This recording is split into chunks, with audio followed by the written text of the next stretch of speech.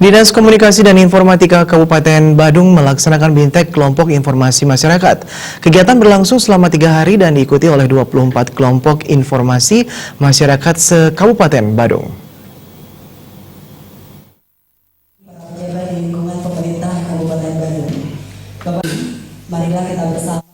Bintek dilaksanakan oleh Dinas Kominfo Kabupaten Badung yang diikuti oleh 24 kelompok informasi masyarakat se-Kabupaten Badung.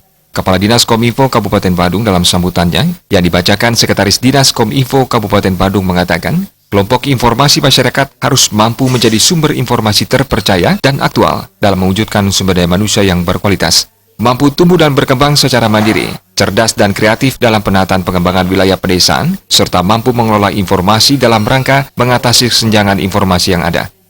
Keterbukaan informasi publik merupakan bentuk demokrasi untuk melindungi segenap warga negara. Namun yang perlu disadari adalah setiap informasi yang berkembang harus di-sharing tanpa ada kebohongan dan kebencian sehingga bermanfaat untuk publik.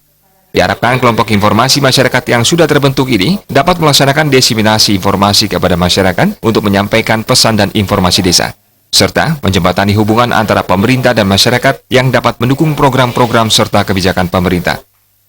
Dari Bintek ini sedang ada progres. Ini jumlah kelompok tim meningkat.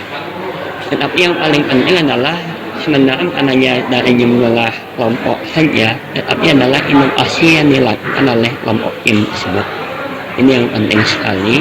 Ini beberapa desa dan kelompok tim ini sedang melakukan inovasi untuk bisa membantu menginformasikan kebijakan pemerintah kabupaten maupun menyampaikan informasi potensi di masing-masing desa. Dan kita bisa berharap nantinya pada kita daerah pariwisata yang juga daerah budaya itu kelompok tim bisa nanti berkembang mengambil peran di sini.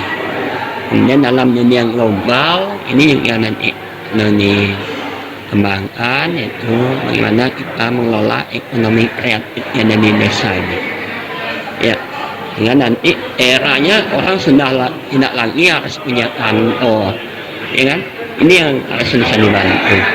Ya, apa daya tarik objeknya, atraksi budayanya, ya, kemampuan desanya, apakah kalau di Mengwi mungkin dari kerajinan peralatan upacara, ya kan, segalanya yang nanti bisa diinformasikan dengan benar.